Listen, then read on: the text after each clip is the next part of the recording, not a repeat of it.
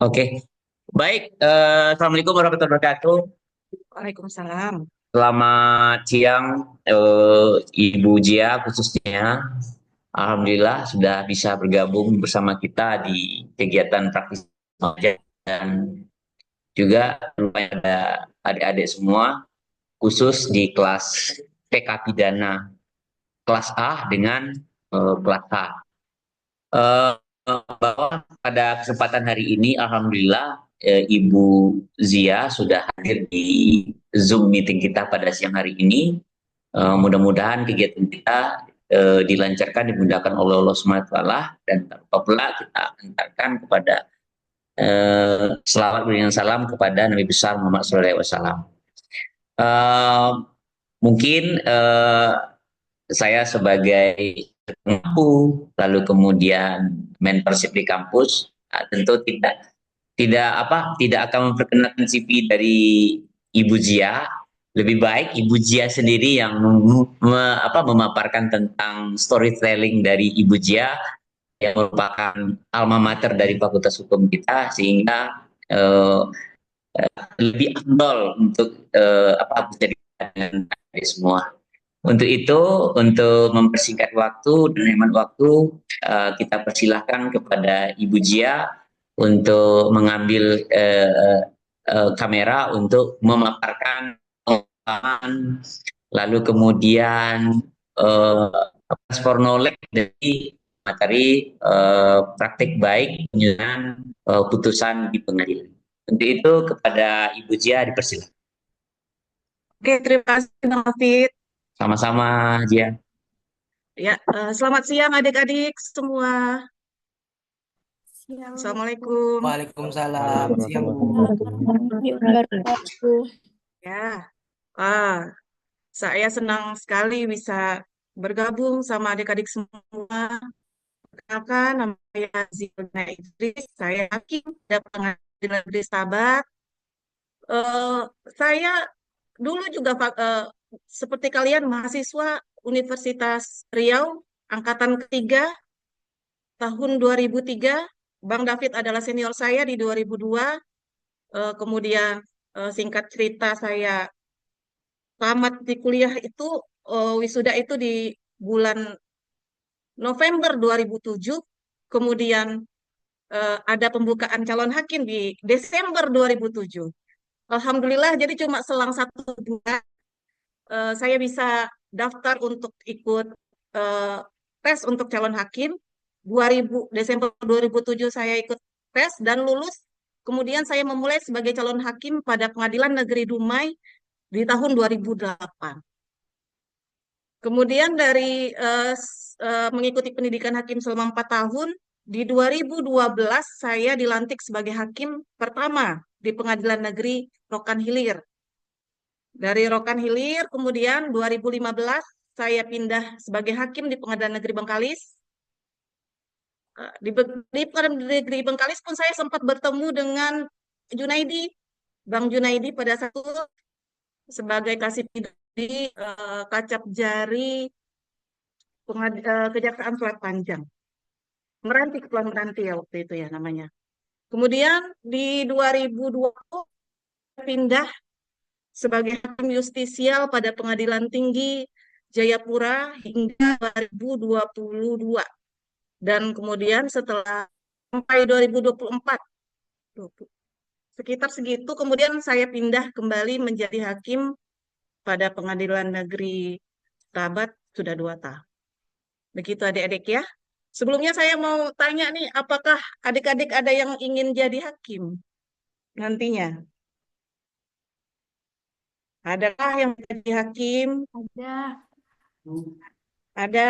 Wah, yang perempuan ya, karena eh, proporsi hakim perempuan saat ini di Mahkamah Agung itu sangat sedikit. Hanya 29% dari total jumlah hakim di Mahkamah Agung. Jadi bila ada yang berminat untuk menjadi hakim itu sangat baik. Begitu ya. Memang saat ini tidak setiap tahun dibuka pembukaan hakim nanti lulus melihat apa sudah ada pembukaan hakim pada Mahkamah Agung, begitu ya. Kemudian eh, sebagai hakim, saya punya pengalaman dalam menyusun putusan pengadilan yang efektif dan kualitas. Saya percaya bahwa penyusunan putusan pengadilan merupakan salah satu aspek penting dalam sistem peradilan kita. Karena putusan pengadilan itu dapat mempengaruhi kehidupan seorang di masa depan. Kemudian nanti saya berharap kita bisa berdiskusi. Mungkin di luar materi pun tidak apa-apa. Kekepuan-kekepuan kalian silakan. Bahasanya orang sekarang. Silahkan bertanya, walaupun di luar materi kita, mungkin saya bisa jawab. Begitu, kemudian eh, yang saya ingin tekankan bahwa penyusunan putusan bukan hanya tentang menulis putusan, tapi juga tentang memahami kebutuhan dan harapan masyarakat terhadap pengadilan itu dan keadilan itu sendiri. Begitu ya. Saya izin untuk share screen ya Bang David. Lanjut di mute ya. Oke, oke. Oke, ya. Eh, penyusunan putusan. Bentar ya, Bang. Oke, ini ada jenis-jenis putusan perdata itu pada ketentuan pasal 185 ayat 1 HIR dan pasal 9196 ayat 1 RBG. Putusan itu digolongkan menjadi dua. HIR itu adalah hukum acara yang digunakan di wilayah Jawa dan Madura. Kemudian kalau RBG itu adalah hukum acara perdata yang digunakan di luar Jawa dan Madura. Kalau kita di Sumatera sekarang berarti kita memakainya RBG. Kemudian putusan sela itu putusan itu ada dua jenis, itu putusan sela dan putusan akhir, di mana putusan sela itu adalah putusan yang diambil sebelum hakim menjatuhkan putusan akhir dengan tujuan untuk memungkinkan atau mempermudah jalannya pemeriksaan. Kemudian putusan akhir ialah putusan yang diambil sebelum hakim menjatuhkan putusan akhir dengan tujuan untuk memungkinkan atau mempermudah jalannya pemeriksaan selanjutnya itu. Oke. Kemudian eh, dalam 178 HIR dan 189 RBG juga dinyatakan bahwa hakim harus melengkapi dasar hukum yang tidak dikemukakan para pihak. Kemudian hakim memberikan putusan terhadap semua yang dituntut. Hakim dilarang memberikan putusan mengabulkan yang tidak dituntut dan hakim harus mengadili semua petitum. Tidak boleh satupun yang dilupakan. Satu persatu harus dipertimbangkan secara seksama. Kemudian ditinjau dari putusan akhir, dari segi kehadiran itu ada tiga. Yang pertama adalah putusan gugur, adalah putusan yang dijatuhkan karena penggugat tidak pernah hadir di persidangan. Kalau di hukum acara itu penggugat sekali saja tidak hadir pada sidang pertama, itu putusan bisa digugurkan oleh hakim. Kemudian putusan first take itu apabila tergugat yang tidak pernah hadir di persidangan. Sedangkan putusan kontradiktor itu adalah putusan yang dijatuhkan karena para pihak hadir maupun tidak hadir kembali setelah sidang pertama. Kemudian ini bentuk-bentuk putusan akhir ya, putusan deklaratoir yang bersifat menerangkan atau menegaskan suatu keadaan. Konstitutif adalah putusan yang bersifat memastikan suatu keadaan hukum dan putusan putusan yang bersifat penghukuman atau memerlukan eksekusi. Nah, ini format-format putusan. Format putusan ini yang pertama yang paling penting adalah kepalanya ada putusan, kemudian diikuti dengan irah-irah demi keadilan berdasarkan ketentuan Maha Esa, kemudian harusnya ke nomor registrasi, misalnya ini 206 PDTG, PNPBR ini adalah PN Pekanbaru, kemudian kalimat yang lazim itu Pengadilan Negeri Pekanbaru yang meriksa dan memutus perkara pada tingkat pertama telah menjatuhkan putusan sebagai berikut, kemudian identitas para pihak berperkara, tentang duduk perkara dan tentang pertimbangan hukum. Kemudian di amar putusan itu diawali dengan kata mengadili. Kemudian berturut-turut memuat tentang hal pernyataan gugatan dikabulkan sebagian atau ditolak, penetapan sita jaminan, gugatan mana saja yang dikabulkan dalam amar putusan, kemudian pernyataan bahwa pihak berperkara yang kalah dan berperkara harus membayar biaya perkara kecuali dalam prodeo. Kemudian di bawahnya itu ada kapan ada nama hakimnya, menyebutkan kapan musyawarahnya, kapan ditandatangani majelis, dan diucapkan di dalam persidangan. Tapi adik-adik di Mahkamah Agung itu ada yang namanya IKOT, elektronik, persidangan secara elektronik.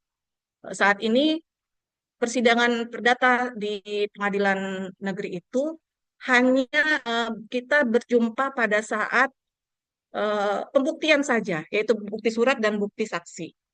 Kalau saat jawab menjawab, kemudian mengajukan kesimpulan dan putusan itu tidak perlu hadir. Kita hanya cukup, majelis pun hanya bersidang di ruangan melalui komputer, dan para pihak hanya hadir melalui aplikasi elektronik persidangan namanya. Jadi hal-hal tersebut dibuat oleh Mahkamah Agung untuk mengurangi adanya pertemuan antara majelis dan para pihak untuk memungkinkan eh,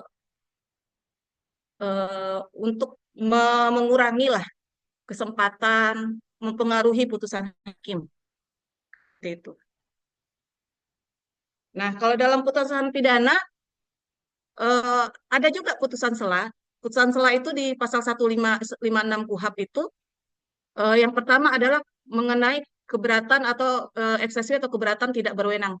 Pastinya putusan sela dalam pidana itu hadir karena adanya keberatan dari eh, terdakwa.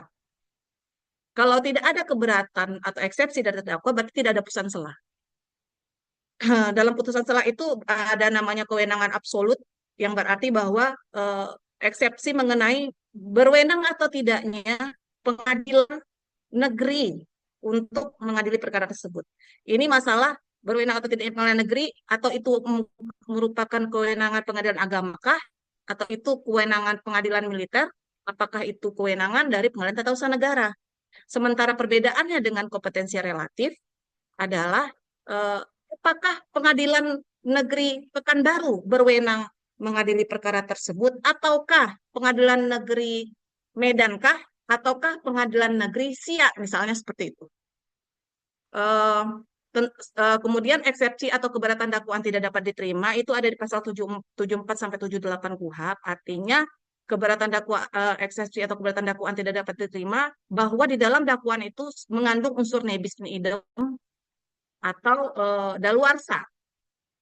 Kemudian kalau dalam eksepsi atau keberatan surat dakwaan harus dibatalkan, menurut pasal 143 KUHP, berarti syarat material dari dakwaan itu tidak terpenuhi. Misalnya eh, identitas identitas terdakwanya salah, atau jalannya tempat waktu dan tanggal tindak pidana itu dilakukan itu salah. Kemudian dalam putusan akhir kita juga mengenal ada 3 jenis. Yang pertama adalah putusan di pasal 1 KUHP, di mana putusan bebas ini adalah putusan bahwa eh, tidak terbukti melakukan tindak pidana seperti yang didakwakan oleh penuntut umum. Sama sekali tidak terbukti. Kemudian yang kedua adalah putusan lepas dari segala tuntutan atau onslaught van revolving, adalah eh, dakwaan dari penuntut umum itu terbukti, tetapi bukan suatu tindak pidana. Seperti itu. Yang ketiga adalah putusan pemindanaan, bahwa eh, dakwaan dari penuntut umum itu terbukti. Apakah boleh eh, hakim memutuskan itu di luar dari dakwaan penuntut umum? Itu boleh. Boleh ya adik-adik, terutama eh, ketentuannya di dalam, misalnya di dalam perkara narkotika. Bila penuntut umum itu hanya mendakwakan pasal 114 dan 112, tidak didakwakan di pasal 127, yaitu pengguna, bila dalam fakta di persidangan ternyata bahwa memang si terdakwa adalah seorang pengguna, hakim boleh memutus di bawah dari ancaman minimum dari pasal itu. Misalnya pasal 112 itu memiliki dan menguasai narkotika, itu minimumnya 4 tahun, tetapi bila dalam pembuktiannya hakim itu menemukan bahwa ternyata dia itu hanya sebagai pemakai di situ, dan itu sifatnya aktif, bahwa pada saat ditangkap dia sedang memakai. Itu dan ditemukan bukti-bukti yang lain, eh, jadinya hakim boleh memutus di bawah 4 tahun, misal 3 tahun atau 2 tahun, tetapi dengan pertimbangan yang benar-benar baik, begitu. Kemudian di dalam putusan pidana sudah tertuang di pasal 197 ayat 1 KUHP, eh, yang wajib itu adalah eh, demi keadilan berdasarkan ketentuan Mesa, kemudian nama lengkap terdakwa, tempat tanggal lahir, dan seterusnya. Kemudian di sini juga sepertinya belum terlihat kapan terdakwa itu ditahan, fungsinya apa, kapan mulai terpenahanan, agar nanti pada saat eksekusi terdakwa bisa dilihat kapan dia mulai ditahan, kemudian dikurangkan dari pidana yang dijatuhkan terhadap terdakwa tadi. Kemudian ini semuanya di dalam sini, ini dalam format lama ya, 197 ayat 1 KUHP, tetapi kita di pengadilan juga punya pedoman sendiri berdasarkan SKKMA, itu punya format tersendiri dalam penyusunan pidana.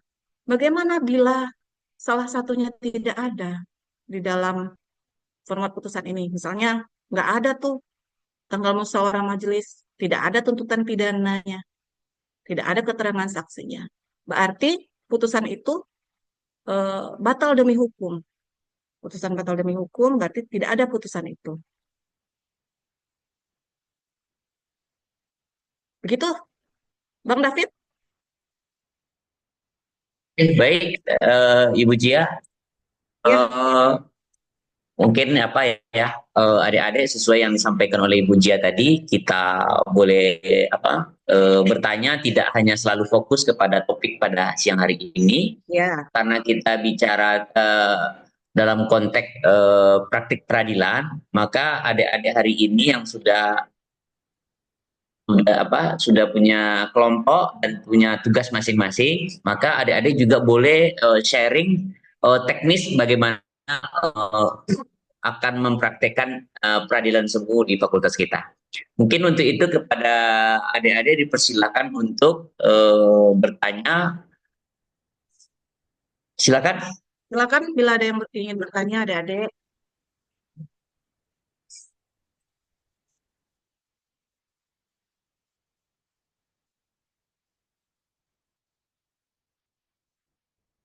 Ini Bang, Dwita Marcella ini Bang. Ya, silakan Dwita Marcella.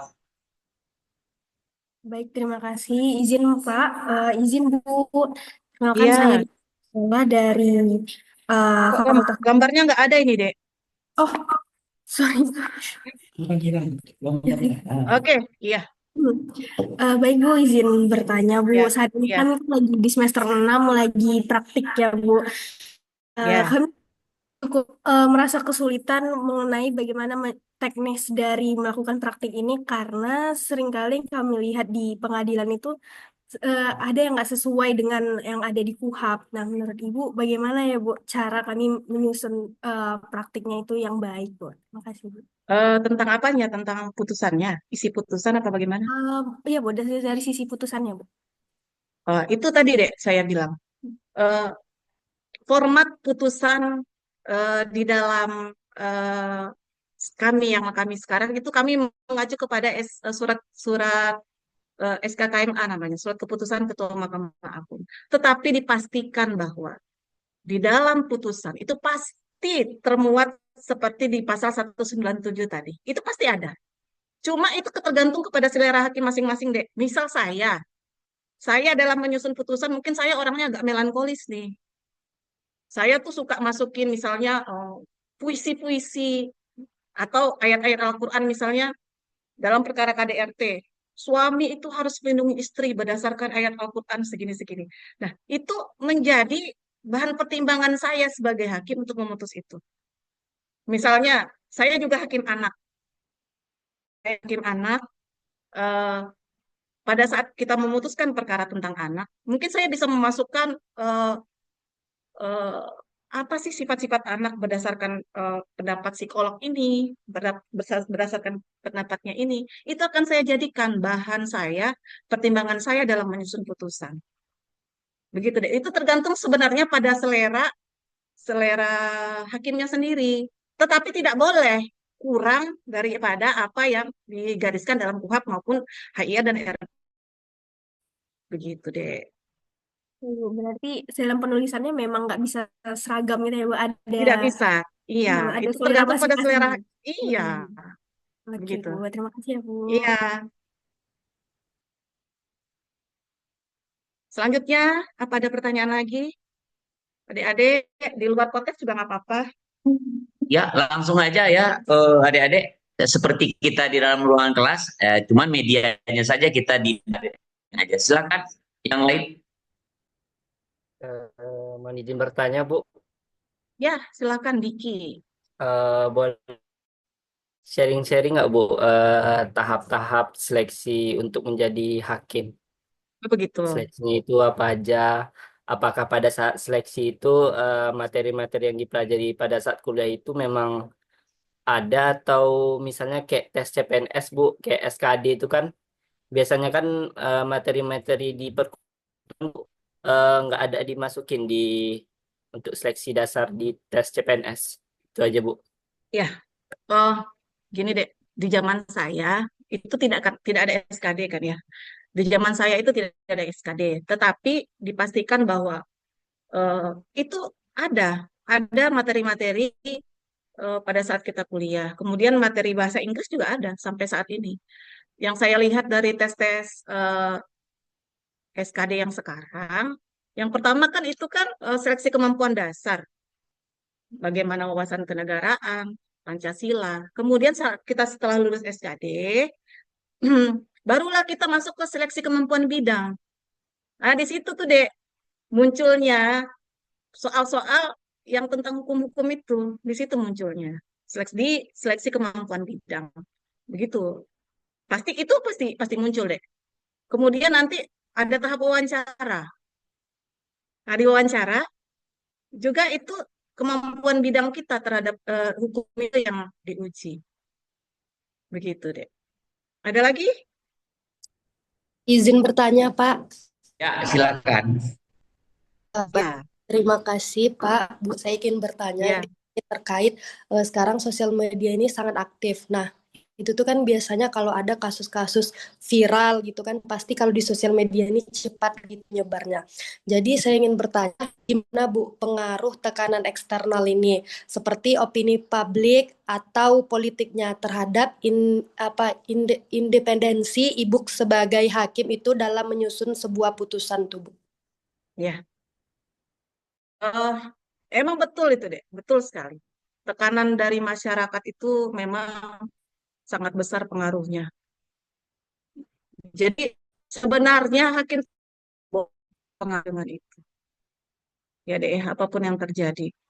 Tetapi seperti saya bilang di awal bahwa hukum itu harus sifatnya adil, sifatnya bermanfaat ya bagi bagi tidak hanya bagi korban, tidak hanya bagi eh, masyarakat, juga bagi terdakwa sendiri gitu. Jadi kadang-kadang terdakwa dihukum cuma rendah. Padahal itu mungkin suatu hal yang eh, setiap perkara itu pasti berbeda, tidak mesti sama. Putusan pencurian di sini dengan pencurian di sana akan berbeda. Karena apa? Ada rasa rasa hukum masing-masing hakimnya yang tidak boleh terpengaruh dengan apapun. Setiap kejadian itu akan berbeda, Dek. Seperti pencurian, misalnya pencurian sawit. Dia mencuri karena apa sih?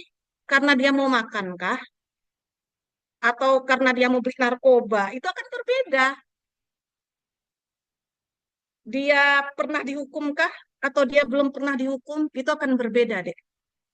Jadi, itu tidak bisa kita menakar itu melalui sosial media gitu. Gitu, Dek. Jadi, itulah hakim tidak boleh terpengaruh dengan apapun. Itu adalah rasa keadilan sendiri yang muncul di dalam diri hakim itu sendiri. Gitu, Dek. Baik, Bu, terima kasih. Iya. Lanjut, Audi. Baik, izin bertanya, Bu. Iya, Audi. Ya, ini ada pertanyaan, Bu. Apakah dalam gini, Bu, bolehkah kita apa ya bahasanya, mengcopy paste dakwaan untuk di duduk perkara itu, Bu? Mengcopy paste dakwaan untuk diduduk perkara.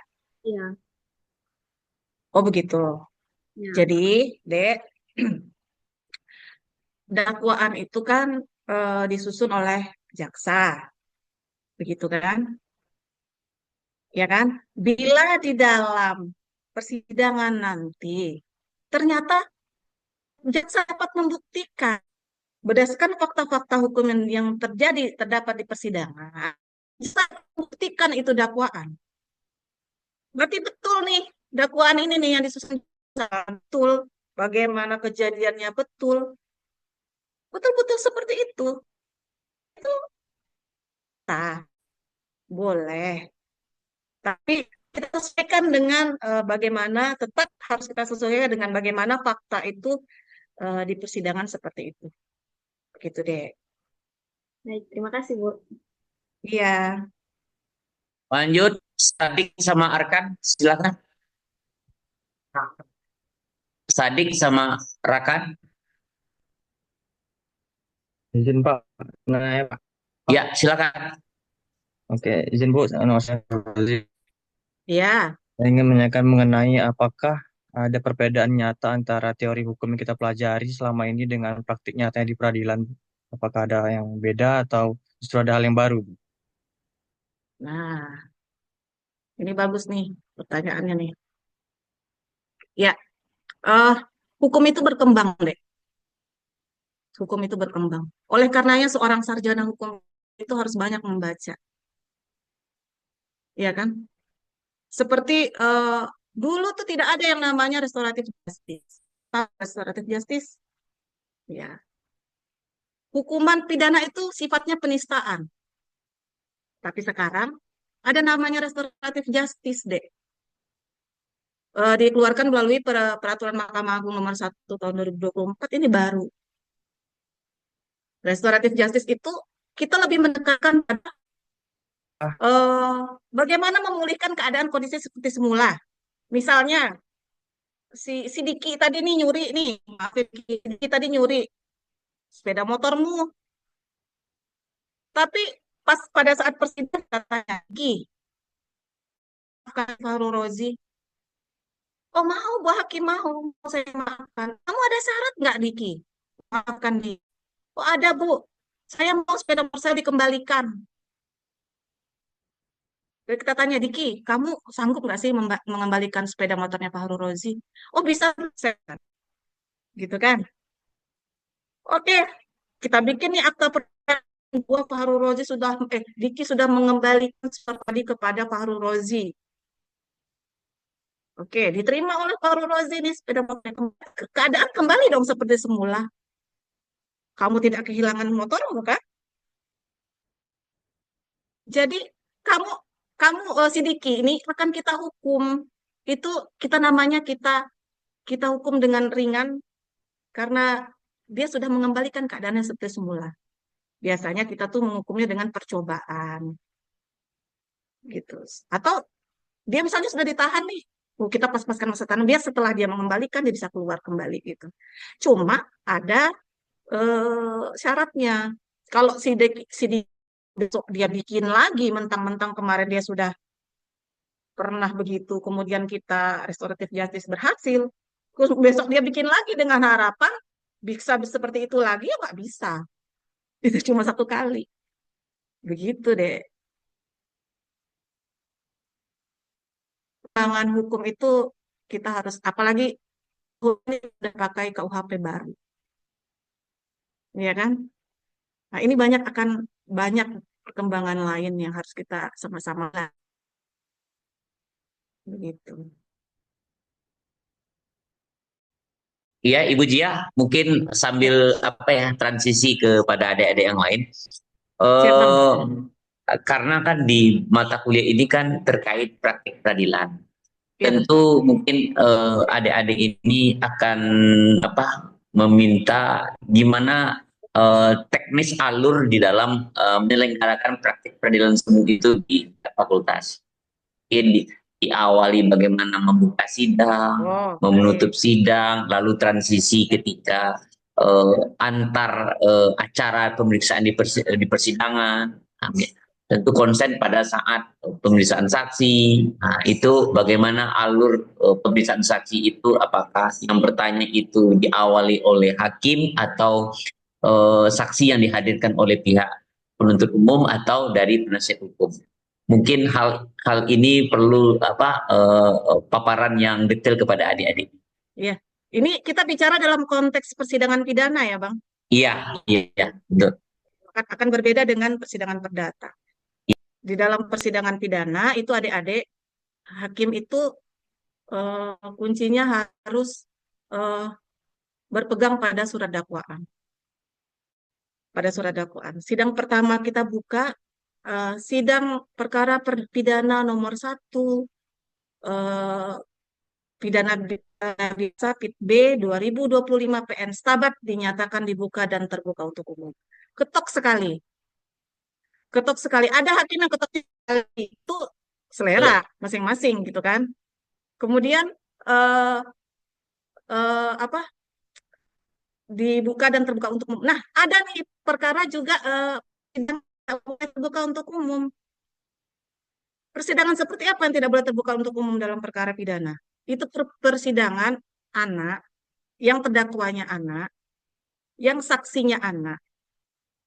Pokoknya itu yang dalam sistem peradilan pidana anak, kemudian yang mengandung unsur kesusilaan di dalamnya.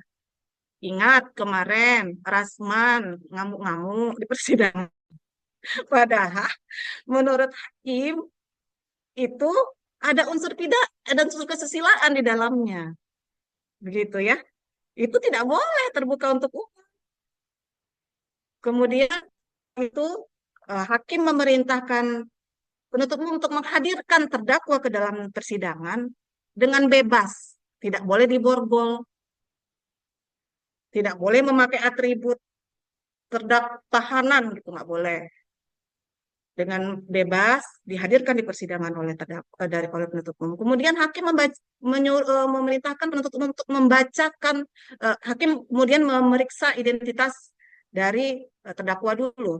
Kita periksa identitas, apa benar namamu ini, tempat tanggal lahirmu di sini, kamu ditahan sejak tanggal ini ya, kamu punya pengacara atau tidak? Kita akan bertanya seperti itu. Bila dia punya pengacara, kita persilakan pengacaranya masuk dengan membawa surat kuasa.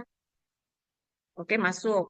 Bila dia tidak punya pengacara terhadap perkara-perkara tertentu, misalnya yang ada 9 tahun, negara wajib menyediakan pengacara di setiap pengadilan. Itu namanya ada pos bantuan. Ada pengacara yang memang standby pengadilan untuk mendampingi terdakwa yang tidak mampu untuk menyewa pengacara sendiri. Kemudian kita perintahkan, silakan penuntut umum membacakan surat dakwaan. Setelah penuntut umum membacakan surat dakwaan sampai selesai, kita tanya kembali nih, terdakwa, betul tidak? Kamu sudah dengar tadi, kamu mengerti tidak dakwaan itu? Tidak mengerti, tidak mengerti yang mulia. Oke, kita silakan penuntut umum bacakan kembali, jelaskan kepada terdakwa. Setelah itu setelah dibacakan, udah mengerti terdakwa, mengerti yang mulia. Oke, kita tanya kembali, apakah kamu terhadap kembali tadi deh, putusan tadi. Oh, ternyata identitas saya salah. Saya melakukannya itu tidak di situ. tidak tanggal segitu. Itu dia mengajukan eksepsi. Setelah mengajukan eksepsi, oke kita tunda persidangan untuk eksepsi minggu depan. Dia setelah mengajukan eksepsi, kemudian kita tanya kembali kepada penuntut umum, gimana penuntut umum terhadap eksepsi, apakah akan ditanggapi? Pasti dia akan menanggapi itu. Kemudian kita tunda kembali minggu depannya untuk tanggapan dari penuntut umum. Setelah dibacakan, kita tunda kembali untuk putusan sela dari majelis hakim. Bila itu eksepsinya kita terima, berarti itu putusan sela yang merupakan putusan akhir. Jadi persidangannya kita cukupkan itu selesai karena eksepsi dari terdakwa itu diterima. Kalau tidak, berarti kita lanjutkan untuk pembuktian selanjutnya. Pada saat pembuktian, kita memberikan kesempatan dulu kepada penuntut umum untuk melakukan pembuktian. Menunjukkan saksi-saksi, alat bukti yang lain. Alat bukti kan ada berapa tuh? Alat bukti itu ada bukti surat, ada saksi ahli, ada saksi fakta. Kemudian setelah selesai kita tanya kembali nih kepada kalau masalah siapa sih yang harus bertanya duluan? Apakah hakim yang bertanya atau penuntut umum yang bertanya? Kita punya prinsip bahwa siapa yang mendakwakan dialah yang harus membuktikan. Silakan penuntut umum buktikan dakwaannya kalian. Hakim posisinya di tengah. Kita tidak boleh underestimate kepada terdakwa bahwa kau udah salah nih. Nggak boleh. Sampai sebelum dia diputuskan, dia belum terbukti untuk bersalah. Setelah pembuktian dari penuntut umum, kita persilakan lagi kepada terdakwa. Kamu punya nggak saksi yang bisa meringankanmu? Kalau ada, dihadirkan. Gitu. Ternyata, oh saya cukup Bu, tidak ada. Oke, kalau ada silakan hadirkan. Kalau tidak ada, kita lanjut dengan pemeriksaanmu sebagai terdakwa. Kita ingat bahwa terdakwa itu tidak perlu disumpah. Terdakwa punya hak ingkar. Yang disumpah itu adalah saksi. Ya, terdakwa itu tidak boleh disumpah, tidak perlu disumpah, karena dia punya hak ingkar. Dia mau bohong, mau apa ya terserah. Nanti tergantung bukti-bukti dan keyakinan hakim. Gitu. Kemudian setelah itu tuntutan umum. Setelah tuntutan dari penuntut umum, kemudian ditanya sama terdakwa terhadap tuntutan kamu akan mendekati atau tidak? Kamu akan mengajukan pledoi gitu misalnya. Oh saya mengajukan Bu, oke kita beri waktu 1 minggu untuk mengajukan pembelaan pledoi. Setelah itu eh, bila ada pledoi kita tanya kembali kepada penuntut umum. Penuntut umum terhadap pledoi yang diajukan oleh terdakwa apakah akan ditanggapi? Kalau tidak cukup kami tetap pada tuntutan. Oke, minggu depan kita putusan begitu. Ada satu yang saya lupa ini. Setelah kita buka sidang dinyatakan dibuka dan terbuka untuk umum, kita tanya dulu kepada terdakwa. Terdakwa sehat? Itu penting. Kalau tidak sehat, ya kita nggak boleh melanjutkan sidang. Begitu ya, itu hak asasi manusia. Oke? Begitu Bang David. Jangan nggak? Baik, kayaknya yang tadi udah ngambil ancang-ancang bertanya, Rakan sama Audi.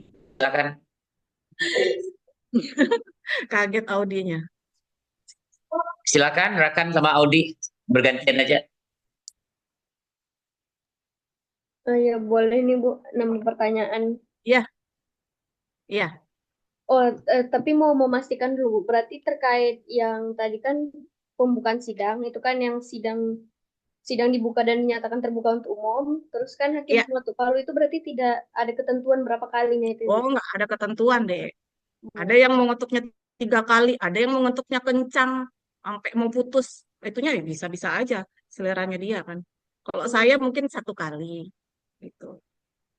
Begitu, Oh ya, nggak ada ketentuan tok tok tok. Apakah nanti harus 3 atau 4 atau 1? Kalau 1 nanti batal demi hukum, oh nggak ada. Gitu. oh ya, sama nanya ini Bu. Mm-mm. Apa penjelasan terkait perbedaan pasif sama aktif itu, Bu? Begitu ya. Iya, Jadi hakim pasif atau aktif. Kalau di dalam perkara pidana, Dek, hakim itu sifatnya pasif. Karena yang harus membuktikan adalah penuntut umum dong terhadap dakwaannya dia. Gitu kan ya? Mungkin hakim tuh bisa menggali lah. Hakim tuh lebih kepada menggali kenapa sih, apa sih alasanmu melakukan itu? Gitu loh. Apa sih alasanmu? Kenapa kok kau kayak gitu gitu? Apa latar belakangmu? Yang membuktikan, oh kita ngapain ngotot? Kita ngapain ngotot? Oh, kau harus ngaku gitu ya, ngapain? Gitu. Kita bisa nanti kita nilai sendiri lah dengan bagaimana pembuktian daripada penuntut umum ataukah pembelaan dari penasihat hukum. Berarti kalau misalnya nih dia bebas, misalnya, berarti masuk akal nih pembelaan dari penasihat hukum nih sama hakim. Oh, penasihat hukum berhasil ini bahwa memang bukan dia berdasarkan bukti-bukti ini. Begitu. Mungkin kalau dalam perdata ke aktif ya, karena perdata itu banyak yang harus kita gali deh di dalam perkaranya. Iya kan? Banyak banyak sekali yang harus kita gali tentang perjanjian, tentang perbuatan melawan hukum itu seperti apa. Banyak sekali yang harus kita gali-gali dari situ. Begitu loh, Dek. Oke ya. Terima kasih ya, Bu. Ya, Silakan rekan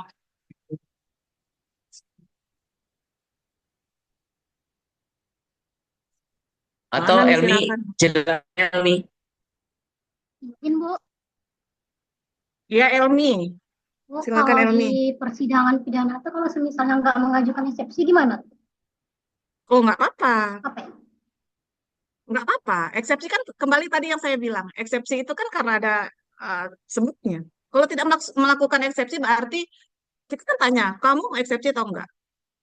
Oh, enggak, Bu. Sudah betul itu dakwaannya dari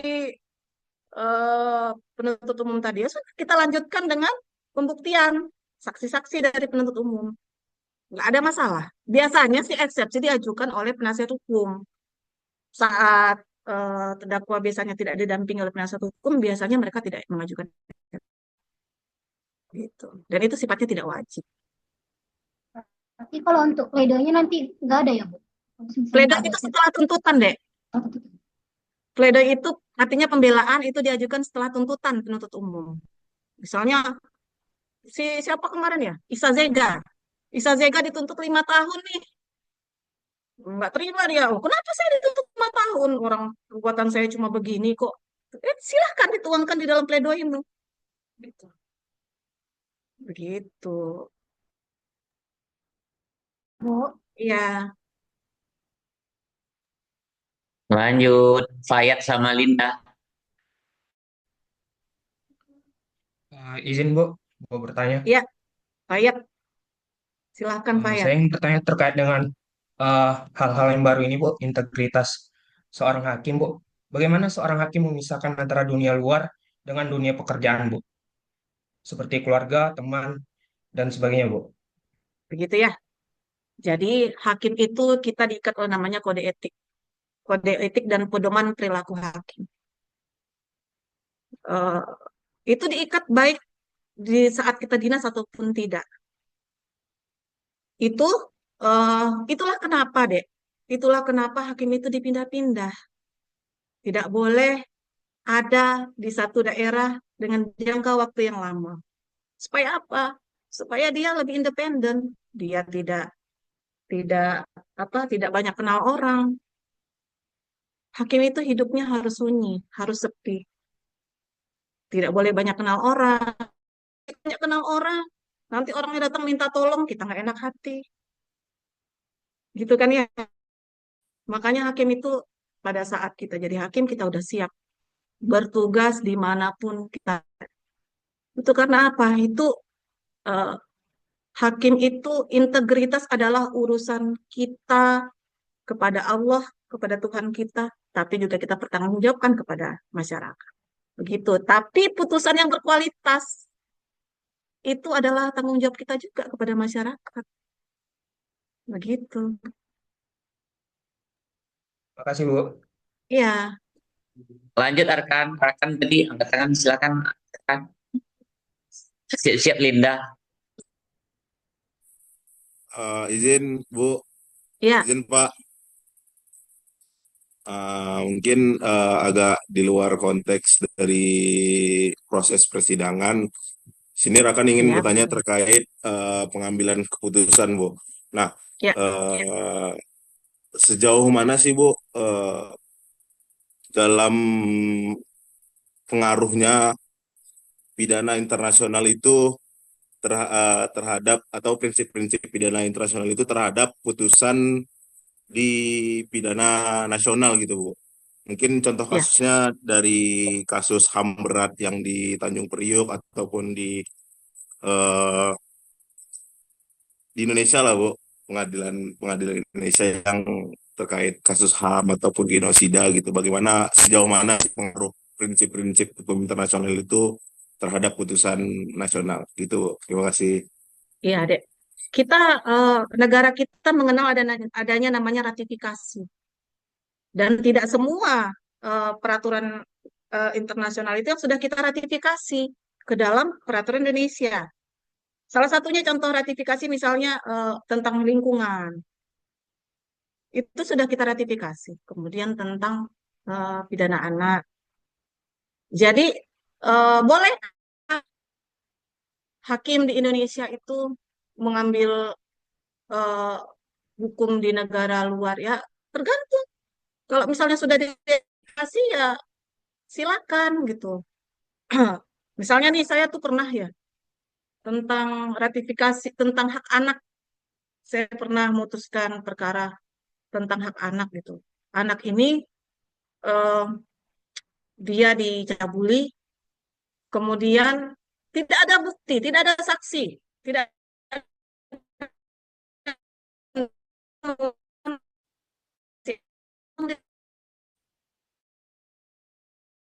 anak di bawah 14 tahun tidak boleh disumpah, ya kan? Bagaimana kekuatan pembuktian? Ya harus disumpah, baru itu punya kekuatan pembuktian. Sementara anak ini di bawah umur, dia tidak bisa disumpah.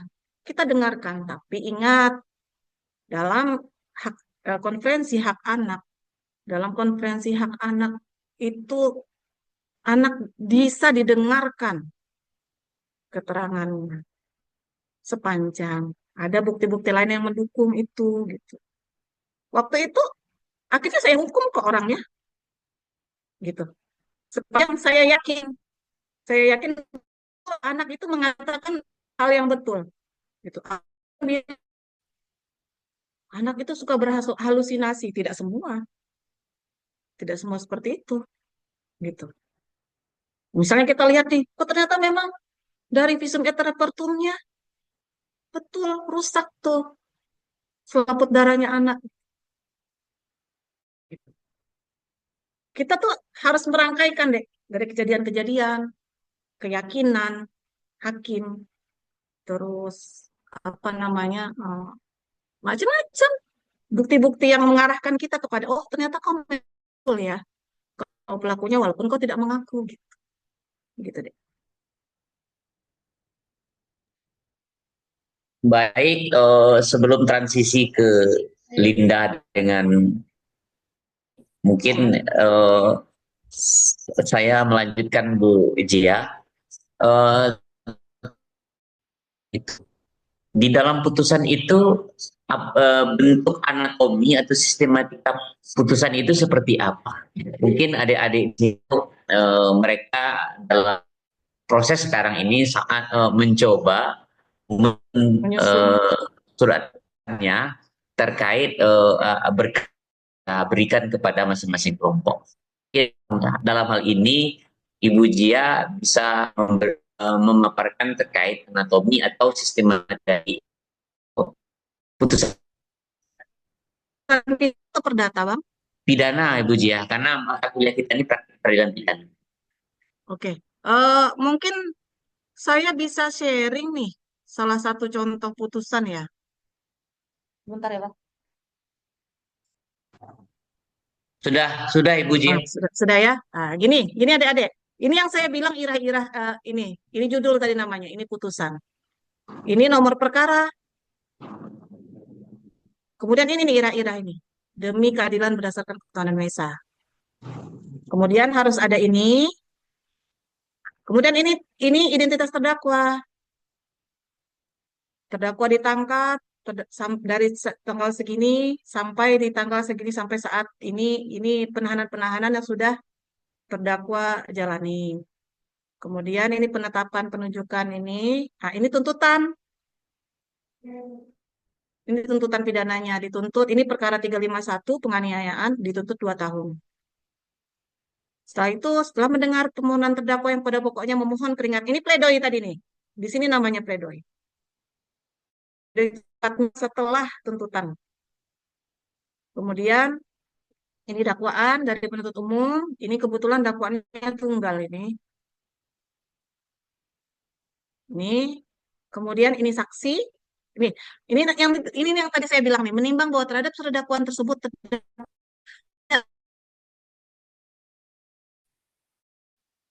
eksepsi. Dia tidak mengajukan keberatan, kemudian kita lanjut kepada saksi. Ini saksi. Saksinya ada 1, 2, 3.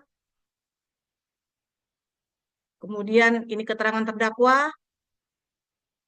Kemudian menimbang bahwa terdakwa telah memberikan keterangan sebagai berikut. Ini keterangan terdakwa.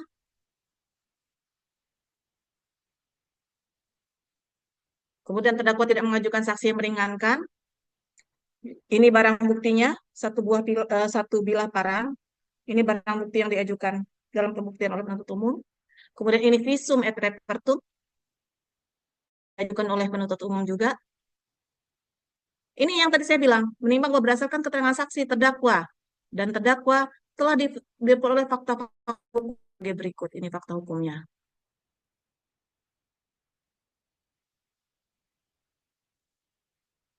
Fakta hukum berarti termasuk juga di dalamnya apa? Bukti surat, ada visum et repertum. Kemudian barulah hakim itu mempertimbangkan tentang unsur-unsur yang terdapat dalam dakwaan penuntut umum. Apa unsurnya dari 351?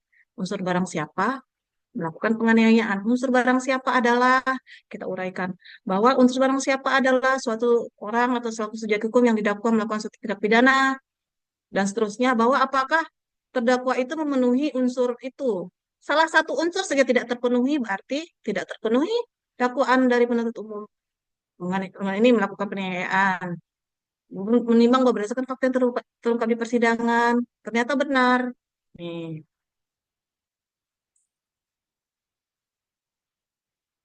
Nih, bahwa akibat menimbang bahwa oleh karena seluruh unsur 351 telah terpenuhi, maka terdakwa haruslah dinyatakan terbukti secara sah dan meyakinkan bersalah melakukan tindak pidana sebagaimana dalam dakwaan tunggal penuntut umum.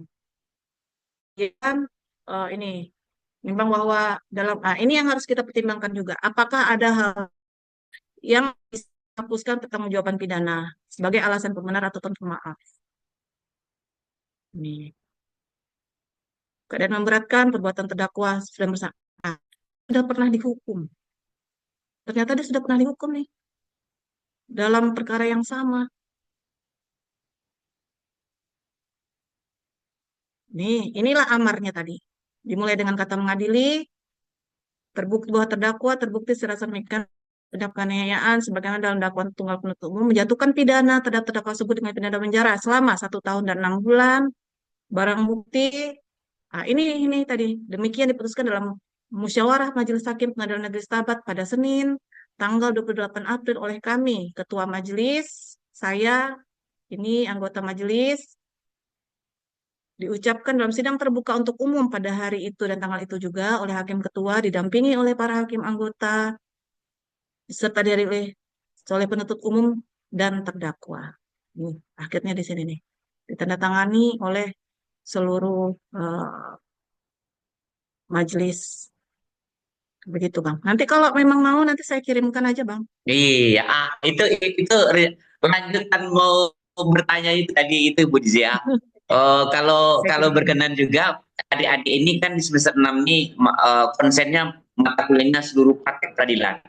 Mungkin kalau mohon izin nanti boleh juga lah ada pembanding dari adik-adik ini contoh putusan sudah inkrah pidana dengan perdata. Ya. Lanjut kepada Linda dengan dengan Sadik. Silahkan siapa yang duluan? Izin ya Bu. Nah, Linda dulu. Linda. Habis Linda silakan Berdua lanjut berdua Sadik. ini. Iya Bu, laptopnya nggak bisa Bu. Oh Izin iya, Bu, iya. mau bertanya tentang pembuktian. Dalam hal bukti itu yang ada cukup minimal, hal apa yang menjadi faktor yang paling penting untuk meyakinkan keyakinan hakim Bu? Terima kasih. Itu ya. Jadi itu tadi dek, yang menjadikan hakim itu yakin bagaimana saksi-saksi yang dihadirkan dan alat bukti lain itu meyakinkan hakim bahwa memang betul dia yang melakukan itu. Kadang pun dek, aku dia, oh ya betul Bu, memang saya kok yang ini tidak yakin, orang dia ngaku, kan begitu. Kemudian ada lagi namanya BAP. BAP dari dalam berkas perkara itu kan ada BAP nih dari pada saat dia diperiksa di penyidik di kepolisian. Nah, pada saat itu kita pertanyakan, kamu sudah pernah diperiksakan di kepolisian? Iya, sudah pernah. Di dalam BAP ini kamu menyatakan begini, begini, apa betul? Betul, Bu. Kemudian, kalau misalnya, enggak, Bu, kata terdakwa. Saya tidak menyatakan seperti itu dalam BAP. Kenapa di BAP-nya ditulis seperti ini nih oleh kepolisian? Oh, saya dipaksa. Saya dipaksa oleh polisi untuk menyatakan seperti itu. Kata dia, oke, penuntut umum silahkan hadirkan penyidik ke persidangan. Gitu. Dihadirkanlah penyidik di persidangan. Kita tanya, penyidik, ini katanya terdakwa, kamu memaksakan ini supaya dia berbicara seperti ini. Oh, enggak Bu, ada kok buktinya, kami dia didampingi kok Bu pada saat pemeriksaan itu di penyidik, dia didampingi kok Bu sama penasihat hukum. Kami tidak ada menekan apa, terus katanya sama terdakwa. Kenapa kamu bilang kamu di apa buktimu, apakah ada bukti yang menyatakan bahwa memang kamu memang dipaksa menandatangani? Itu kan semua kita tanyakan nanti di dalam persidangan gitu. Begitu. Lanjut Sadik. Baik Pak, terima kasih. Ibu, saya ingin bertanya Bu. Ya. Jadi Bu, menyangkut yang tadi juga, jadi sejauh mana sih Bu peran berita acara atau BAP itu mempengaruhi pertimbangan hakim dalam menjatuhkan putusan? Karena kan Bu, BAP itu kan dapat dijadikan alat bukti yang kuat. Nah, atau dia hanya sebagai salah satu sumber informasi aja Bu, gitu Bu, yang bisa diajukan kembali dalam persidangan. Bentar. BAP itu hanya sebagai salah satu sumber informasi. Karena yang akan diambil hakim adalah apa yang terungkap di persidangan, bukan BAP. BAP itu misalnya gini, Dek. Saat penuntut umum tidak dapat menghadirkan saksi. Kenapa saksi tidak dapat dihadirkan? Misalnya saksi sudah pindah, Bu, keluar. Kita tanyakan. Jadi bagaimana sikapnya penuntut umum? Kami akan membacakan berita acara pemeriksaannya, Bu, di penyidik. Di penyidikan di BAP itu dia kan sudah disumpah juga sebelum dia memberikan keterangan, saksi kan pasti disumpah, di penyidik juga disumpah. Oh, kita tanya, keberatan nggak kalau dibacakan? Oh, tidak keberatan Bu, silahkan dibacakan. Nanti kita tulis juga di pertimbangan bahwa saksi ini keterangan dibacakan di depan persidangan. Beda dengan saksi yang hadir. Saksi Sadik disumpah di persidangan. Begitu. Itu akan berbeda. Itu cuma sebagai salah satu bukti petunjuk saja, Dek. Bagi hakim. Itu gunanya. Bagaimana Sadik? Ada lebih lanjut Sadik? Silakan. Kalau begitu Bu, berarti nggak ada ya Bu resiko penyalahgunaan BAP oleh penyidik gitu Bu. Dan jikalau misalkan ada, gimana pengadilan mengantisipasinya, Bu? Resiko penyalahgunaan BAP, maksudnya BAP-nya dikarang gitu. Iya, Bu, benar. Oh, hakim tidak terpengaruh deh. Itu seperti yang saya bilang. Kita tetap melihat bukti yang di persidangan seperti apa, gitu.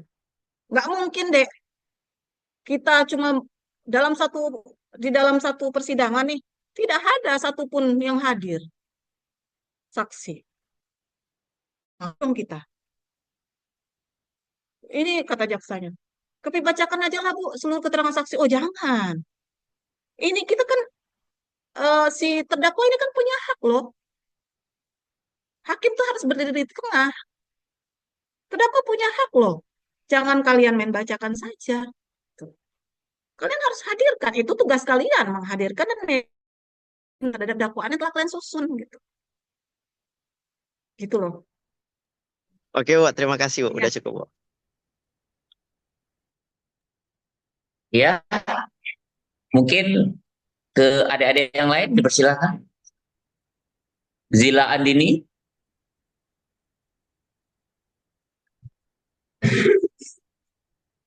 Atau Tia.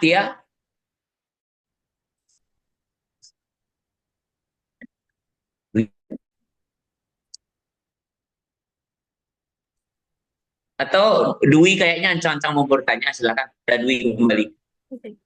Oke, izin Bu, ada pertanyaan lagi nih Bu. Ya boleh Dwi. Pertanyaan saya ada dua ini Bu, terkait saksi. Yang pertama, jika saksi yang sebelumnya sudah diperiksa namun di hari persidangan tidak bisa hadir, apakah keterangannya dalam BAP itu bisa dianggap dibacakan saja atau bagaimana Bu?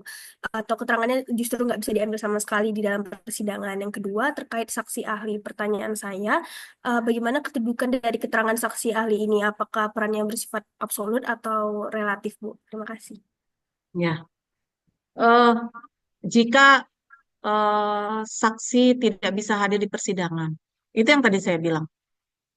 Jaksa kemungkinan itu mereka menyatakan bahwa karena saksi sudah pernah memberikan keterangan di kepolisian dan sudah juga disumpah, kami izin untuk membacakan keterangan itu. Ya, kita tanyakan kembali sama terdakwa keberatan nggak kalau dibacakan? Itu akan tetap, apapun keberatan terdakwa, kita akan tetap catat nanti sebagai pertimbangan kita di dalam putusan. Begitu. Kemudian tentang kedudukan ahli. Kedudukan ahli itu tidak absolut, tidak mutlak hakim harus mengikuti pendapat ahli. Gitu. Kadang-kadang nih, dalam perkara perdata, misalnya, kedua belah pihak bawa ahli. Si penggugat bawa ahli, si tergugat bawa ahli. Ternyata keterangan ahli ini saling bertentangan. Terus kita harus seperti apa sebagai hakim? Kita harus seperti apa? Itu makanya saya bilang, tidak mutlak. Itu tidak mutlak. Itu hanya sebagai bukti petunjuk. Itu kan keterangan ahli. Kita ada jenis-jenis alat bukti, termasuk keterangan ahli. Keterangan ahli adalah alat bukti. Apakah itu bisa meyakinkan hakim atau tidak? Gitu. Oke, terima kasih Bu. Iya. Ayo, lanjut. Siapa lagi? Bu. Ya, si Zila, Zila. silakan Zila. Baik Bu, saya ingin bertanya nih Bu, kan pastinya Ibu banyak menangani kasus-kasus di pengadilan kan Bu. Jadi Ya. dari pengalaman Ibu sendiri, gimana Ibu menjaga keseimbangan tuh Bu antara ketelitian Ibu dalam Ibu melakukan pertimbangan hukum sama efisiensi waktunya untuk penyusunan putusan tuh Bu? Nah, ya itu. Harus bisa deh. Harus bisa. Kita harus bisa mencuri waktu kapan kita bikin putusan, kapan kita bersidang. Apalagi pengalaman saya selalu berada di dalam pengadilan yang jumlah perkaranya itu sangat besar. Sangat besar. Seperti pengadilan Rokan Hilir itu saya rasa 800-an pidananya itu setahun. Bengkalis apalagi lebih besar. Starbucks juga seperti itu. Dengan jumlah hakim yang di saat ini hanya 6 orang. Kami cuma 6 orang hakim di sini. Saya sendiri perempuan. Hanya 6 orang hakim dan kita hanya 2 majelis. Berarti saya harus bisa menyisihkan waktu. Misalnya nih, saya akan bersidang sekitar jam 11. Berarti dari pagi saya harus bisa menyelesaikan putusan.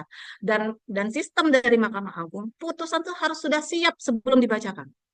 Tidak ada ceritanya bacakan dulu putusan nanti bacakan dulu putusan amarnya saja, nanti baru kita bikin putusannya. Nggak ada cerita. Mahkamah Agung tidak mentoleransi itu. Kita harus siap bacakan putusan dan kita upload. Kami punya direktori putusan namanya. Kalian bisa buka di Google, itu ada seluruh putusan dari Mahkamah Agung di situ. Di direktori putusan. Dan itu harus masuk sebelum putusan itu dibacakan. Jadi nggak ada cerita putusan belum siap, nggak boleh. Begitu deh. Jadi pandai-pandai menyeimbangkan waktu. Seperti ini. Membuat putusan itu seperti kita bikin makalah deh. Jadi satu hari itu bisa berapa makalah yang kita buat. Gitu. Gitu loh deh. Baik. Ya, ada lagi Haikal. Nih rambut keriting ini. Silakan. Izin bertanya kepada Bu Zia. Ayo, Haikal. Baik Bu, saya ingin bertanya terkait di belakangan ini tuh banyak sekali berita-berita yang mengisukan atau yang sudah terbukti bahkan banyak aparat-aparat penegak hukum yang sekiranya hakim, jaksa dan lain-lain itu menerima suap. Jadi mohon maaf sebelumnya Bu, saya izin bertanya bagaimana langkah-langkah preventif Ibu dalam menghindari dari praktek-praktek tersebut Bu. Oke. Saya yakin sekali pertanyaan ini pasti ditanyakan pada saya dari kemarin itu. Pasti pertanyaan ini akan ditanyakan. Oh, yakin saya. Jadi gini deh ya. Tadi saya menerangkan bahwa kalau dalam perkara perdata kita tidak bersidang secara langsung. Jadi kita membatasi pertemuan antara majelis hakim dengan pihak-pihak berperkara. Begitu deh. Di pengadilan sendiri, itu di pintu-pintu kita ini tulisan, pihak yang berperkara dilarang masuk. Jadi di pengadilan-pengadilan itu sangat susah sekarang untuk masuk sebagai pihak berperkara, bertemu dengan hakim saja susah. Gimana sih, kenapa sih masih ada yang seperti itu? Sebelum itu pasti masih ada deh. Mau seperti apapun, kita diborgol pun atau kita dibatasi ketemu pun, kalau memang orangnya mencari jalan untuk itu, ya bisa saja. Tapi itu kan saya kembali, pertanggungjawaban hakim itu kan kepada Tuhan, pada Allah. Apakah dia takut sama Allah atau tidak? Begitu. Apakah dia berpikir untuk keluarganya atau tidak, untuk masa depannya atau tidak? Begitu. Itu kembali kepada kontrol diri kita masing-masing. Begitu. Baik Bu, terima kasih Bu. Tadi pada beberapa fakta yang saya ketahui, memang di dalam persidangan itu sudah diupayakan agar dibatasi pertemuan hakim dan para pihak ya Bu. Namun di kasus-kasus yang terbukti itu Bu, ada peran panitra Bung yang menjadi dealer lah di situ Bu. Itu berarti memang udah dari individu APH-nya sendiri ya Bu yang bermasalah. Iya dek. Di semua instansi kan ada aja ya dek oknum. Gitu. Lebih kepada apa sih tujuanmu jadi hakim? Apa sih tujuanmu menjadi jaksa? Apa kami PNS ini dek kan terukur kok. Gajimu berapa sih? Gajimu berapa sih sebulan? terukur kok kamu tiba-tiba punya Ferrari, teman kamu mungkin bukan warisan gitu. Itu akan terlihat kok, Dek.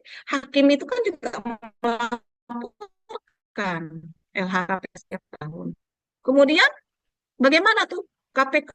Oh, KPK ada di setiap tempat. Apa takut sama KPK? Oh, jangan. Ya semua punya kontrol, Dek. Bagaimana kita mengontrol diri kita saja masing-masing gitu.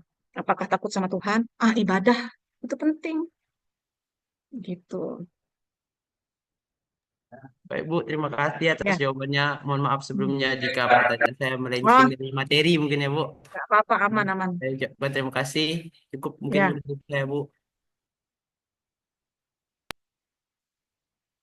Silakan lanjut. Bertanya, Bu. Oh iya, Resa. Silakan Resa. Ya, izin bertanya, Pak. Ibu, dan biasanya dalam persidangan tuh kan dapat situasi di mana saksi-saksi itu memberikan keterangan yang saling bertentangan. Terus Ya. bagaimana Ibu sebagai seorang hakim menyikapi kondisi tersebut? Dan apakah ada indikator yang digunakan untuk menentukan mana yang dapat lebih dipercaya gitu, Bu? Ya. Jadi eh saksi-saksi ini kan sumpah itu ada konsekuensi. Sumpah yang diucapkan oleh saksi itu ada konsekuensinya. Saat dia nanti terbukti bahwa dia melakukan sumpah palsu, itu ancamannya 7 tahun. Itu selalu kita ingatkan. Ya, saksi, kamu sudah kita sumpah dengan kitabmu, dengan agamamu masing-masing. Saat kamu terbukti sumpah palsu, gitu. Itu pasti ingatkan deh. Dan, dari rangkaian-rangkaian cerita kan ada seperti puzzle-puzzle yang harus kita kumpulkan, gitu ya. Pernah nih saya nih, aduh pengalaman lagi nih. Pernah saya sidang perkara penganiayaan, terdakwa menghadirkan saksi yang meringankan. Saksi yang meringankan menyatakan bahwa malam itu dia ada kok di rumah, Bu. Malam itu dia ada kok di rumah, Bu. Dia nggak kemana-mana. Karena misalnya itu saksinya adalah pembantu rumah tangganya. Orang yang digaji oleh dia.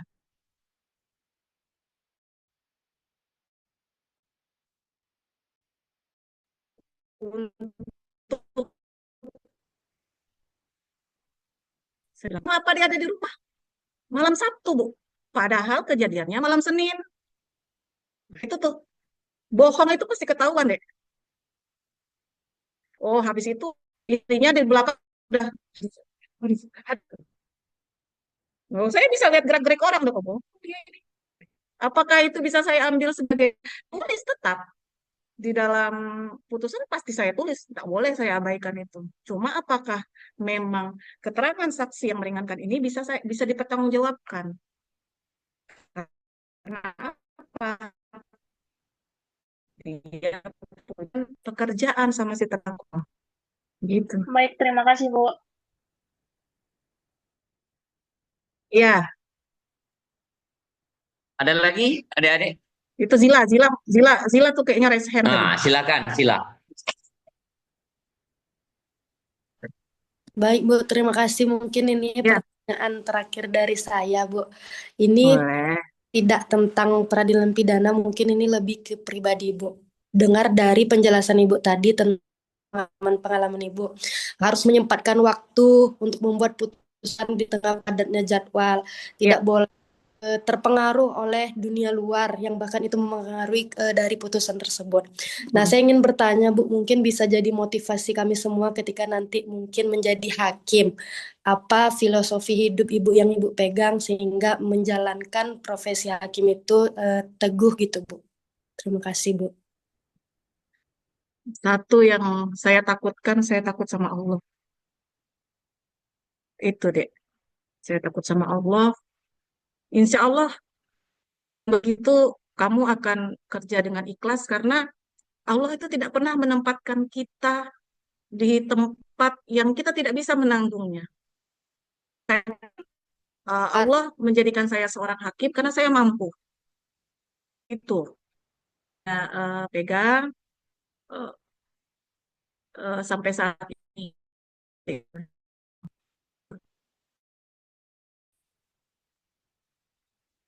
Ya, ada lagi adik-adik?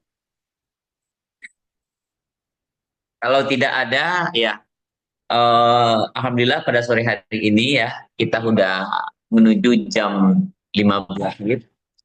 Ya, tentu pada kesempatan ini ya kita ucapkan terima kasih kepada Ibu Zia yang sudah meluangkan waktu, mewakafkan pikirannya dan pengalamannya.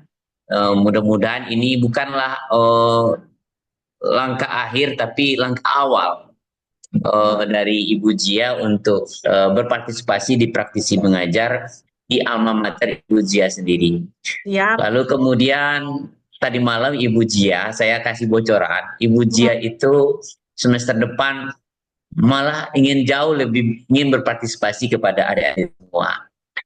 Di dalam hal berbagai topik-topik mata perkuliahan yang ada. Lalu kemudian saya juga menyampaikan kepada Ibu Zia, ya kalau kelak nanti kalau ada balik ke Riau, kami di kampus dengan pintunya selalu terbuka untuk bisa sharing session dengan adik-adik di Fakultas Hukum Universitas Riau. Lalu Ibu Zia, mungkin ya adik-adik di sini karena kelas lagi terakhir sore hari ini, ataupun saya sendiri lanjut mau jadwal ngajar di S2. Jadi saya dan atas nama adik-adik mahasiswa angkatan 2002 yang saat ini di semester 6 di kelas pidana A dan H sudah meluangkan waktunya untuk mendengarkan dengan baik apa yang telah disampaikan oleh Ibu Zia. Untuk itu kami ucapkan terima kasih Ibu Zia. Mudah-mudahan ini menjadi amal jariah bagi Ibu Zia. Sebelum kita akhiri perkuliahan praktisi mengajar dengan tema praktik baik penyusunan putusan pengadilan. Ya, terima kasih Ibu Zia. Salam hormat. Terima kasih kami semua atas pada siang hari ini. Di lain waktu, di lain kesempatan kita bisa berjumpa kembali. Dengan demikian kami akhiri dengan mengucapkan wabillahi taufiq hidayah. Assalamualaikum. Waalaikumsalam warahmatullahi wabarakatuh. Terima kasih Ibu Zia. Terima kasih Pak. Ya.